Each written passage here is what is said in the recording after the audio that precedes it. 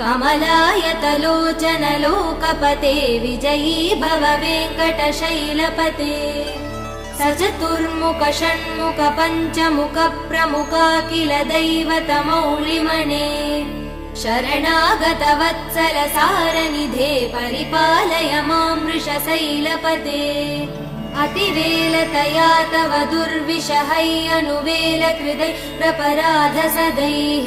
हरितं त्वरितं वृषशैलपते परया कृपया परिपाहि हरे अधिवेङ्कटशैलमुदारमते जनताभिमतादिकदानरतात् परदेवदया गदितान् निगमै कमलादयितान् परं कलये कलवेणुरवा वसगोपवधू शतकोटिवृतात् स्मरकोटिसमात् प्रतिवल्लविकाभिमदात् सुखदात् वसुदे